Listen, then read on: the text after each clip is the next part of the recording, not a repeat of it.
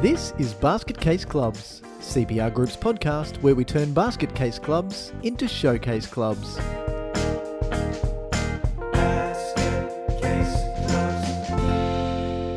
G'day everyone and welcome back to Basket Case Clubs. I'm Michael Connolly and it is my pleasure to take you on this journey of basket casey goodness again.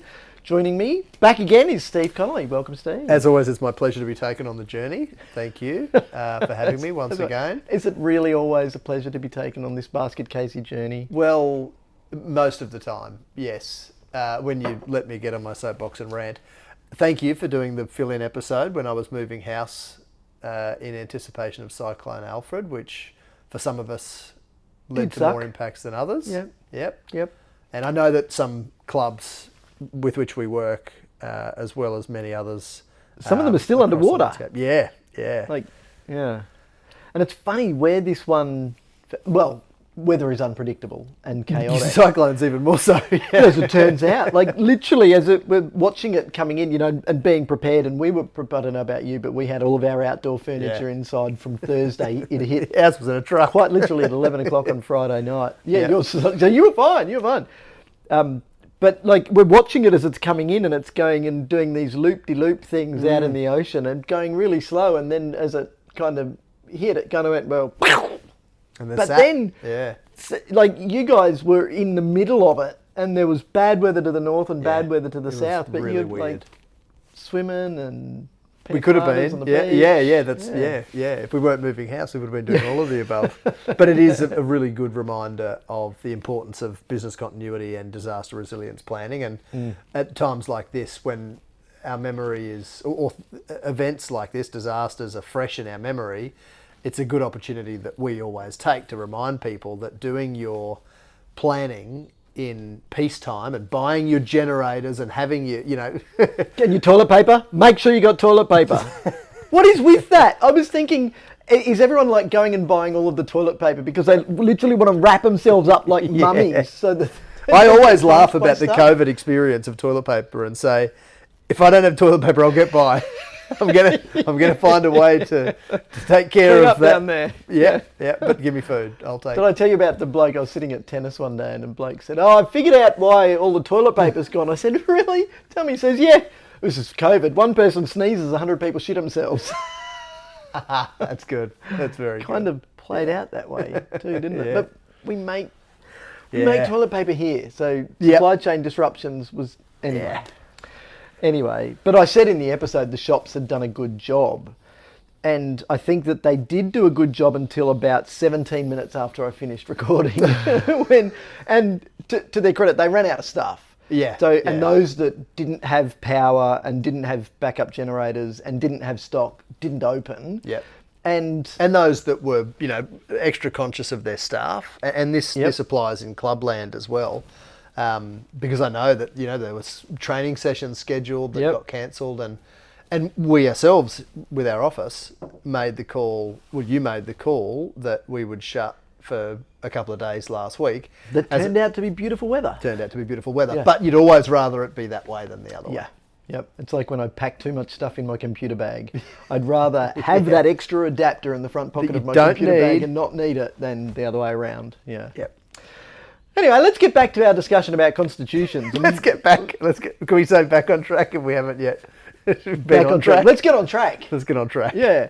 So today I want to talk about that part of a constitution that isn't there. And it's what do you do in a case when there's something that comes up and the constitution's silent? And this, it's so frustrating when this happens, especially when you're seeing, and I don't know about you, but you're seeing constitutions, all of the stuff, lots and lots of stuff that doesn't really need to be there, like really detailed job descriptions for the canteen convener in a constitution.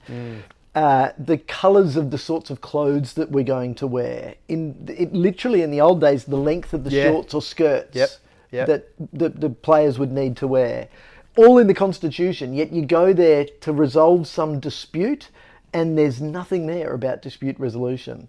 Or you get to the AGM and somebody says, well, I've turned up and I've got 17 proxies. And then somebody says, well, do we allow proxy voting? And you're flicking through the constitution saying, there's nothing in here about that. And what does that mean? What does it mean if there's nothing in there?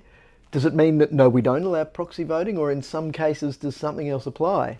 And just quickly, a bit of a precursor to this conversation, and this is interesting because we often, always I should say, when we're talking constitutions with clients of ours that we're working with on updating their documents, their governance documents, we say you want to ensure that your document has the stuff that should be set in stone in there so that it's not easy for a management committee or board to change on a whim. But you should strive to include a reasonable amount of flexibility in your constitution so that you can adapt to the changing realities of your operating environment over time. But that can't be at the expense of that ambiguity at a general meeting. When you really need certainty to say to that person with 17 proxies, either A, we don't allow proxies and here is the section of our constitution that says that, or B, yeah, we allow proxies, but the meeting's open and you didn't give them to the secretary. Because here are the rules. That's for right. Proxies, because it's important enough for that sort of stuff to be in the constitution. Exactly. Yeah. So it's important to just point out that this might sound somewhat contradictory to what, the message that we always tout, but it's a matter of striking that balance and having the stuff in there that really needs to be in there so that you're avoiding ambiguity. And obviously, depending on how a club is established as a legal entity, there are certain requirements for incorporated associations or for companies, things that have got to be in their constitution. So that, to some extent, makes it a little easier to include the things that have got to be in there, because if you try and get a document registered that doesn't have that shit in it, it's going to get knocked back, or it should get knocked back. So, I think it's important just to acknowledge that we still subscribe to that belief. You want to have the right amount of flexibility to enable your organisation to operate both today and in the future in the way that it wants to operate. So it's a balance between flexibility and clarity. Yep.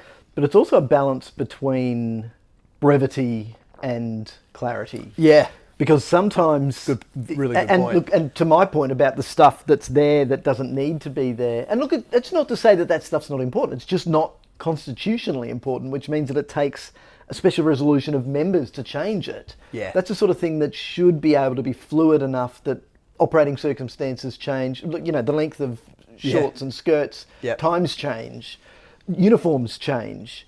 So do we really need that to be fixed so that we've then got to go back to our members and say, is it okay if we change the length of our shorts and skirts? Or more likely what happens is the length changes and no one picks up that the Constitution says something different. Yeah, until you get a grumpy George or a grumpy Georgina that says, well, it's wrong and you're acting outside them. Like, seriously. But it happens. Yeah. So the brevity and clarity thing is important because you want there to be enough in there that it gives you the clarity that somebody's going to want when they're going looking at the Constitution for an answer. Yep.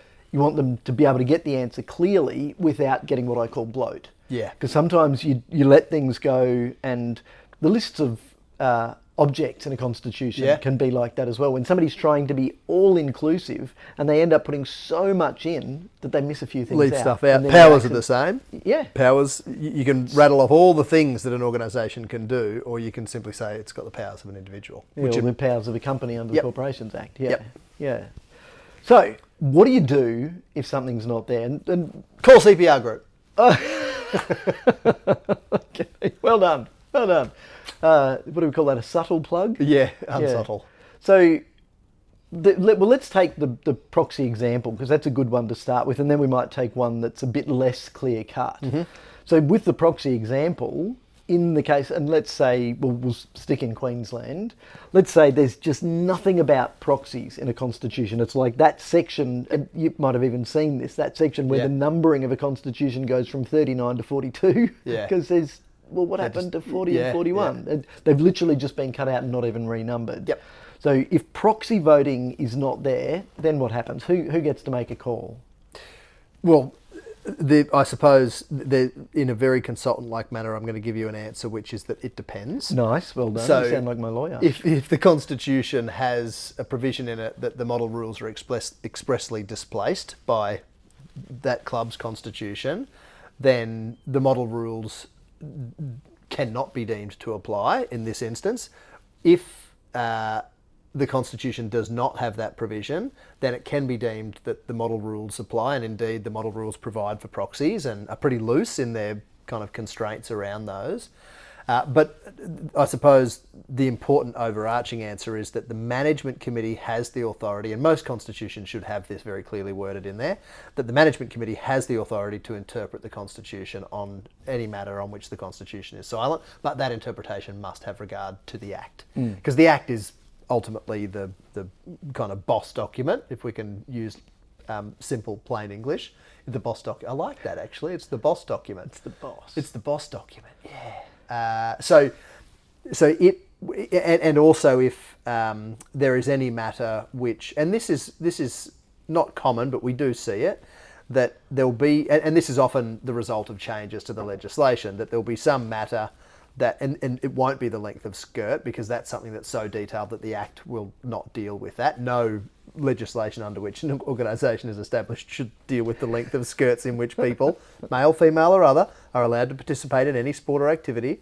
But if it is a matter that the Act does provide for, and your constitution says something different, then the Act prevails in the event of that inconsistency. But again, how does that shit get dealt with? How does that get sorted out? Because you've got a grumpy George, someone who's touting themselves as the expert. You've got a group of people on the management committee who are just trying to do the right thing. And that's why you need to call CPR group. Yeah, gee, there's so many places we can go from here. I'm going to start with... Let's actually play this out. So we're in this AGM. Someone turns up with 17 proxies. Old mate's holding 17 proxies. Yep. And he has, let's say that he has provided them to the secretary before the meeting, and that's when the secretary's gone, well, don't know what do I do with these? This is the first time this has happened. And what does the Constitution say in this case? It's silent? Nothing, and there's no clause that displaces the model rules or the template constitution. Okay, yep. What happens here? Actually, let me foreshadow that, because what happens next... And what should happen next are two different things. Okay, and so what happens next? Let's play it out depending on who's in the room and what those people know. Yeah, okay. So let's just go with... Everyone knows nothing? Everyone kind of knows nothing. What do they do in this point? They probably permit the proxies to be exercised during the meeting. Okay, now... And that we know has definitely happened. Things go wrong during meetings that someone identifies as wrong after the meeting. Okay, that's what, these tendrils that's of where it. We can and we'll go that's there. Another one. That's another one. And that happens. That happens quite a bit, because in the heat of a meeting, when there's a bit of angst already and discomfort in the room, people, in my experience, are more inclined to shy away from the conflict and just allow, if someone seems like the expert, especially if Barry, was it Barry? Whatever his name is, George. Grumpy George. If he's been a member for a long time, and to our last chat, if he's a life member, then there might be a little less confidence in people to call out whether he's right or not and able to exercise those proxies. So in my experience, if there's a lot of people in the room, none of whom have got any bloody idea, then the proxies are probably going to be able to be exercised. Okay, and in this case, is that right or wrong? In this case, it's wrong. But however, if it's not picked up... Why is it wrong? Because the... Sorry, no, you're right. I haven't said anything yet. Sorry, no, but you're right to challenge my answer. But I'm always right. Just ask my wife. So, no one knows anything. The Constitution is silent on whether the model rules are displaced. Therefore, the model rules could be deemed to apply, and the model rules would permit the 17 proxies to be exercised. So that is all reasonable? Yep, it is.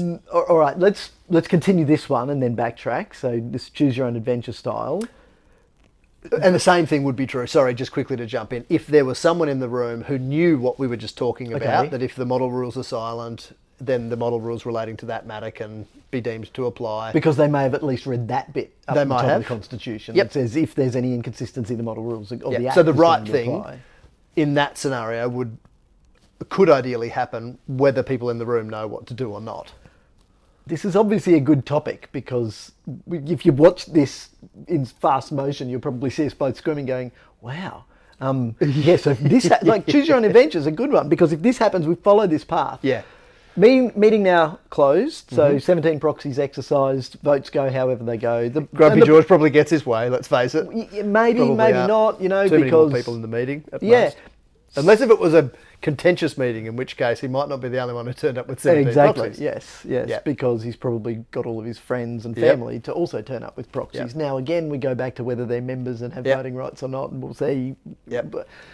Okay, decisions made, meeting now closed, and now somebody goes, hang on a minute, we shouldn't have allowed those proxies. Now, notwithstanding that we've just worked through and it's okay, what happens to that person who now challenges a decision? The meeting's closed, a call was made by the management committee, as is right.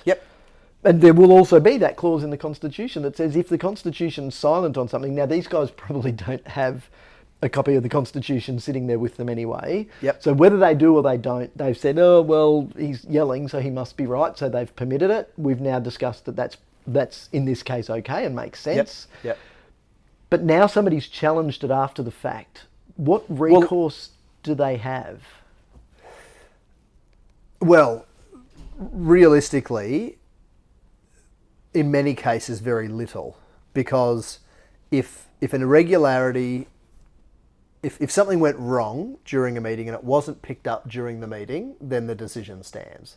And this is a decision of the organisation, and this is, we're talking at in the highest AGM. Level, the general membership voting. So these are member-driven organisations, which means that we elect our decision-making body, the board or the management committee or the executive, whatever they're called under the Constitution. So our management committee in this case has been elected to lead, they've led, but big decisions always have to fall back to members in these organisations. So it is this is the level where the members are there. They've followed, the management committee has followed the process in the Constitution. Now, whether they had a copy of it open in front of them and went, okay, so Act takes precedence and we get to do the interpretation, or they've just done it on gut feel, which is probably more the case because of Grumpy George's yelling. They've got to the end of the meeting. Where do you go? So now they can say, well, we want to reopen it, but to standard meeting procedures, you go, well, an irregularity in the standing orders of a meeting that was not picked up until after the irregularity occurred, and indeed after the meeting, it's like, well, you had your chance to challenge it at the time, you didn't, every member did, and no member did challenge it, so there's nothing that you can do at the moment to now go back and backtrack and do that anymore. There's also the consideration of what if the Constitution said that proxies are not allowed, and this same scenario played out the way that we've just talked through, and similarly after the meeting someone says, hey, the Constitution says that we can't do this, realistically the same answer applies. Now again, there's always and it depends, because if someone had have tried to raise their concern during the meeting and that was squashed by Grumpy George or the chairperson, or so there's still that element of it depends. Hey, I tried to address this irregularity and I was shut down. Nevertheless, under ordinary circumstances, the answer would remain the same, that the decision was made, and we've even been looped in after the fact. I'm probably confident that you remember the organisation in the world of cricket that I'm referring to, where the shit hit the fan and we were contacted after the fact to say, hey, these people were allowed to vote and they shouldn't have been allowed to vote for this reason or that, and that in itself was disputed by a range of different people on either sides of the argument.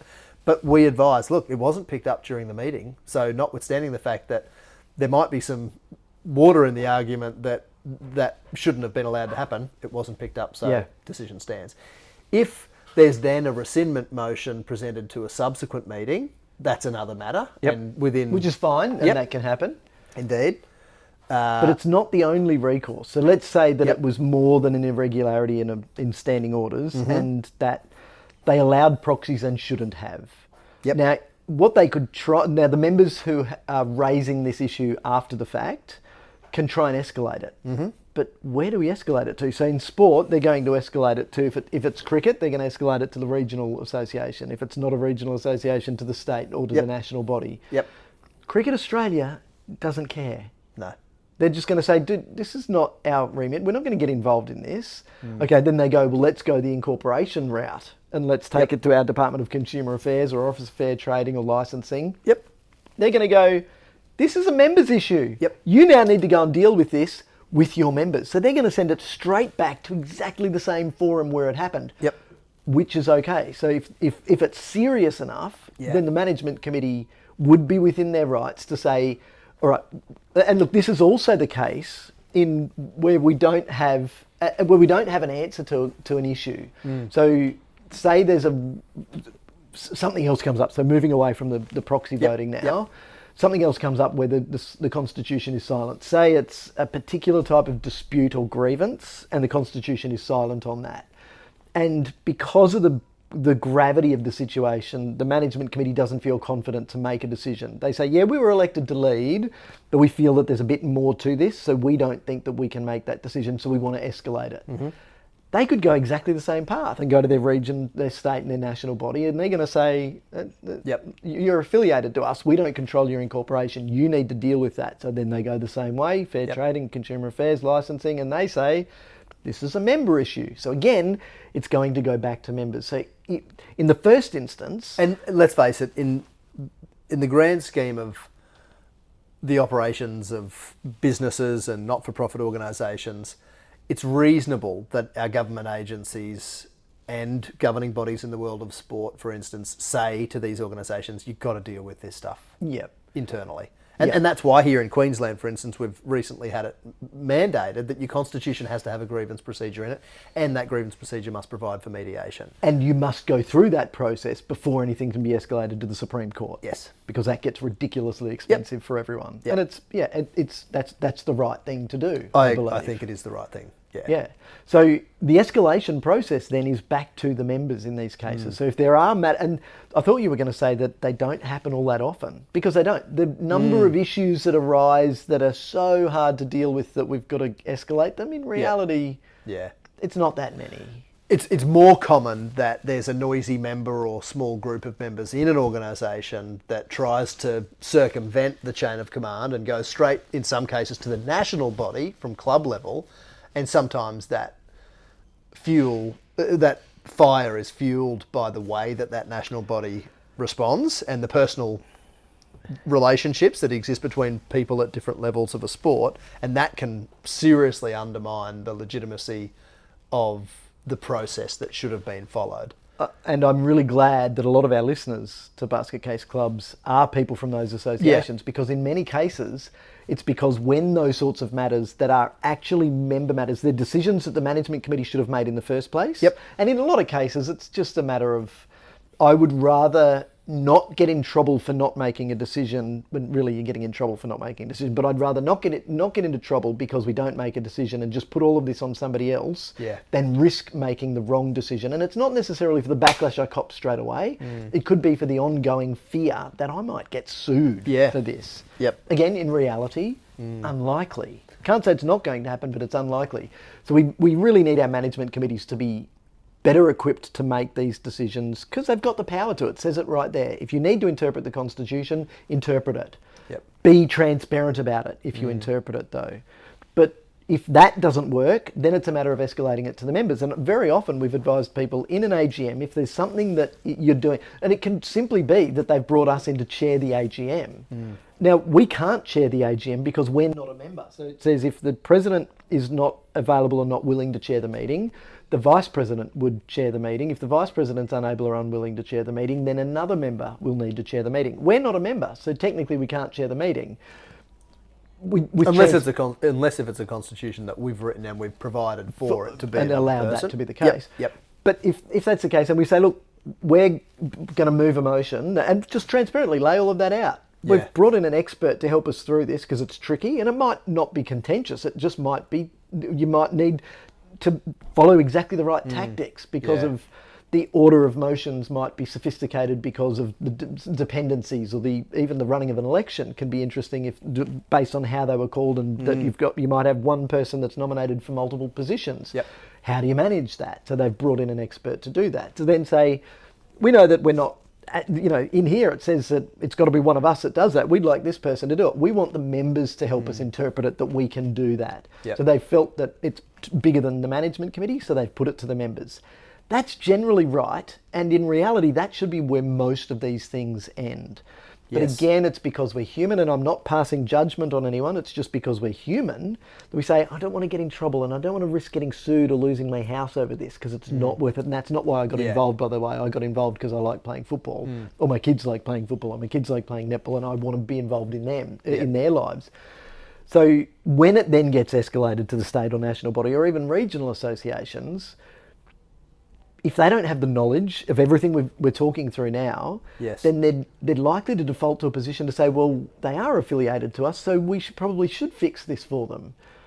It's something that we shouldn't actually fix for them. We should be in a position, we in this case, are the staff of our state and national peak bodies, to be in a position to provide that level of support back to their clubs and associations to say, this is actually the process that you need to go through. If we're resourced well enough to do so, we'll be at the meeting for you. We'll help you through it. But you, as a management committee, and your members need to be making these decisions. It can't be on us. And in that vein, it's important always to remember that, at least given our current typically federated structure of sport delivery, these clubs that we're talking about are their own legal entity. And we've even seen in the past, in some instances, where a governing body will mandate that a constitution of one of their affiliated clubs has a clause something like, if the shit hits the fan at the club, we can come in and essentially act as administrator, which can't happen. That is actually not okay for that to happen. And when we let that particular state body know,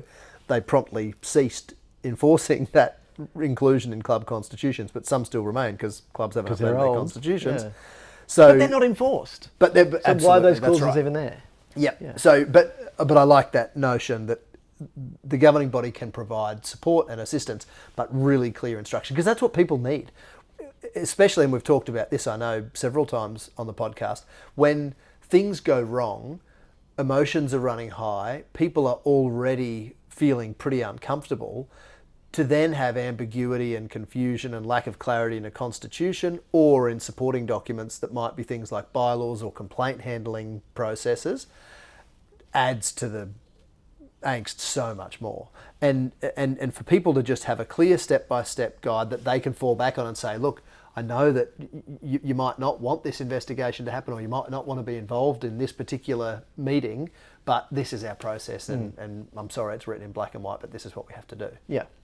That takes a lot of the heat out of the situation for those people who are just trying to do the right thing and didn't get involved for this reason. I often call that the teacher principle. You know, if it's written up on the whiteboard behind me, look, it's I'm not saying this. It's not, me versus you. It's that's the rule. It says it right there. No talking in class. So So I don't think either of us listened to that particular rule. No talking in class. No talking in class. Michael would be a great student if he could just shut up.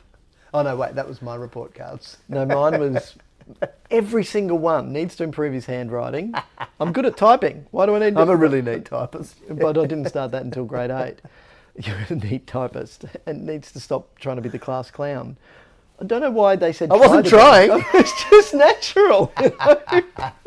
All right, let's try and put a bow on this. So... if there's something in the Constitution, if there's something missing from the Constitution, then there will typically be somewhere that it says it's up to the management committee to make an interpretation. That interpretation needs to have regard for the Act, and if there's a regulation under the Act. If they don't, or if they don't feel that they can, then the escalation process is not to the state body, and it's not it's typically back to the members to help us interpret this.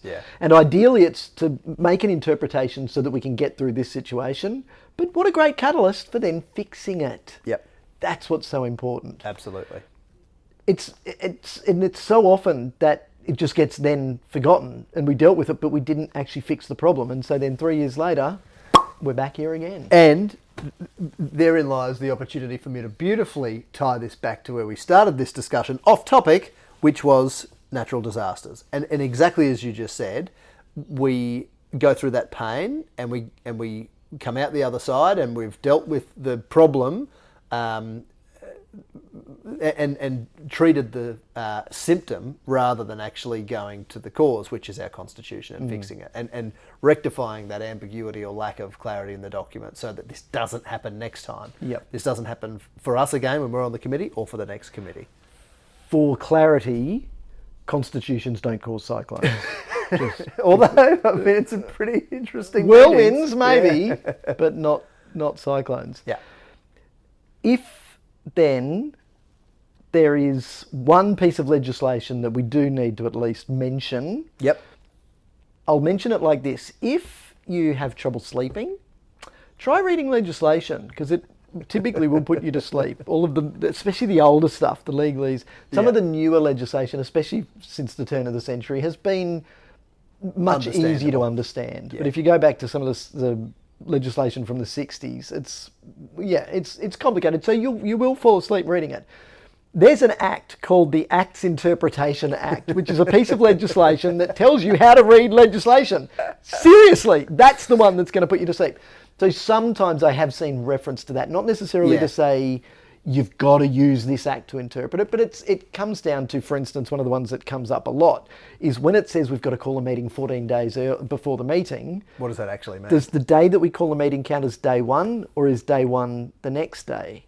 So we need to... And does the date of the meeting count? And does the date of the meeting count? So what is 14 days? Is it 14, 15 or 16? Yep. So let's get Read the Acts Interpretation Act and you too can A, rectify your insomnia, and B, get the answer to that question. Or indeed, have clarity in the Constitution. Even so again, better. that's the sort of thing that we look Even for better. in redoing constitutions. Yep. The only other thing that I wanted to add, and this is now jumping back to the proxy situation, even though the Constitution is wrong, sorry, let's now say that the Constitution was wrong. Or, sorry, the Constitution's right, but they're behaving incorrectly against the Constitution. Okay. So let's say the Constitution says proxies, we do not accept proxies. So then that trumps what's in the regulation, Yes, it trumps it what's in does. the Act, it trumps Yep. what's in the template constitution or model rules, yet they've been accepting proxies every year, and it's only that somebody then says we can't accept proxies. so it's been their way of doing things. So they're still accepting proxies, Yep. even though the Constitution says we don't. Now, where this happens is where somebody clever comes in and rewrites the Constitution for clarity, Yep. but then they forget it when they get to the... Because that was adopted at the AGM, and there's a whole year before they get back there, and they forgot all of the nuance of the stuff we discussed there. It's not really nuance, is it? We don't do proxies, yet because they've been doing it, they keep doing it. I've seen that a lot. Now, if it was that black and white, I'd say you can't accept proxies this meeting. So just straight away, we don't accept proxies. Yep. But if we've got the ambiguous situation where there's no mention of proxies, no displacement of the model rules, the management committee has the right to interpret the Constitution, but they've been doing it still, then in that case, I'd probably say, look, if the status quo is that you're doing it, and you have been doing it for some time. and you have been doing it, there is a level of acceptance that you would do it. Yep. Now, if you want to do it, if you don't want to do it, that's at the moment beside the point, because you have been doing it, members expect it. Nobody's pointed out this irregularity, and there's enough ambiguity in here because you'd need to go somewhere else. And typically it gets pointed out when someone has a bug to bear or a case to win A political platform. Yes. Yeah, I want to vote for or against this motion, or I want this motion to fail or succeed, Yep. or I want this candidate to be elected or not elected. Yeah. So yeah, typically a vested interest. Yep. In that case, then I'd say do what you've been doing, but again, go back and solve the system. The system needs to, and in this case, the system And be is the transparent and Constitution. say, look, our Constitution says one thing, we've been accepting proxies. Don't try and sweep this stuff under the carpet. Yep. We've been accepting proxies, so that's the way that we've been doing things. Therefore, Okay, I said we one more thing. suggest that this is the way that this meeting proceeds. Can we ask the members? There we go. present to And that's the please? next thing. Yep. If you really want to cover your bases there as a management committee that doesn't want to be held to account for a decision, Yep. you should be held to account for the decision, but you don't want to get in trouble for the Yep. decision. Then before making the decision, throw it to the members in that case to say, this is what we've been doing. This is the scenario as we've now taken advice and we know that. Which way would you like to go? And then let the members vote. Yeah. Do proxies count towards that procedural motion? It depends. On that note, it's probably a good chance to wrap up, Steve. It's been a pleasure talking always with is you your pleasure. about Yes. these just fascinating things that really... This is called basket case clubs because it's things like this that make discussions turn clubs into basket cases. It's just this turmoil. Yeah, it is. I've got a picture of cats fighting in a basket, quite literally, like fluff going everywhere. That's what You've seen those AGMs. Yeah. We know those AGMs exist. They do. Yeah. So what to do from here? As Steve said, this is what we do day in, day out. So if you've got a constitution that you're not sure about, you don't even have to go looking for this. Just send it to us and we'll do an assessment of your constitution. We'll let you know these sorts of things. So what do we think is missing? Where do we think it's strong? And where do we think it might benefit from a bit of tweaking? And by tweaking, we usually mean, whoa, there's a lot of basket casey stuff in here, kind of needs to go and be replaced. Write a new one. Yep. Or, no, it's fine. Fix this couple of things, these two things here and you're fine. Yep. Thanks, of course, to Jess for being our wonderful editor and producer. Steve, look forward to speaking to you again next time. I'll be here, same time, same place. See ya. See ya. Basket Case Clubs acknowledges the traditional custodians of the country on which we record, being Yugambeh, Turrbal, Jagera and Kabi Kabi land. We recognise their enduring connection to land, waters and culture, and pay our respects to elders past, present and emerging, and extend that respect to First Nations listeners.